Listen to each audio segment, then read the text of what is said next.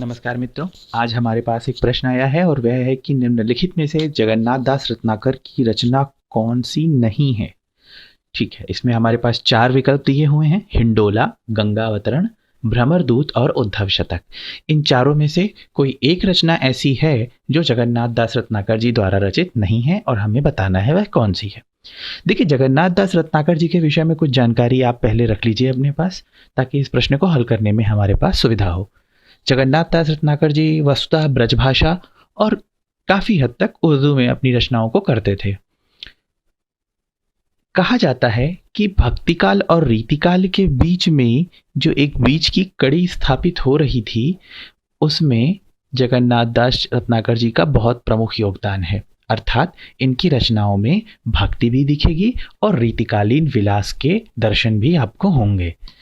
रत्नाकर जी के कुछ काव्यों के नाम यहाँ पर मैंने लिखे हुए हैं। हरिश्चंद्र इनका एक खंड काव्य है, गंगावतरण और उद्धव शतक प्रबंध काव्य हैं, हिंडोला, कलकाशी, श्रृंगार लहरी, गंगा लहरी, विष्णु लहरी, रत्नाष्टक, वीराष्टक ये सारे मुक्तक हैं।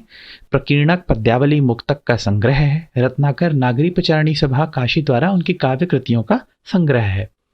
रत्नाकर उर्दू में जकी के उपनाम से अपनी कविताओं को करते थे। अब देखिए, प्रश्न में हमें जो विकल्प दिए हुए हैं उसमें हिंडोला, गंगावतरण और उद्धव शतक को मैंने यहाँ पर हरे रंग से रंग दिया है और आप आसानी से पता लगा सकते हैं कि इसमें से सही उत्तर भ्रमरदूत होगा।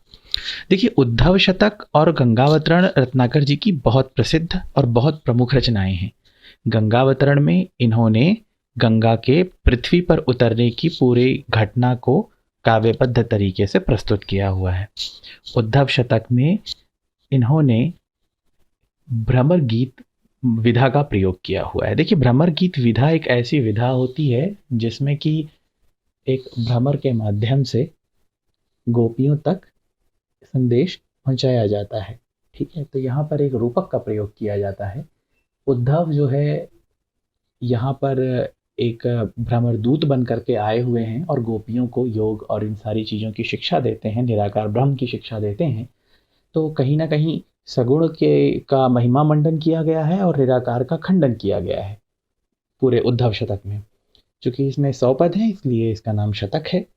तो मैं आशा करता हूँ कि इस प्रश्न को हल करने में भी आपको बहुत ही सुविधा हुई होगी। साथ ही साथ आपको कुछ अन्य ऐसी जानकारियाँ मिली होंगी जो आपको सहायता करेंगी और भी प्रश्नों को हल करने में। तो मिलते हैं अगली सीरीज में कुछ अन्य प्रश्नों के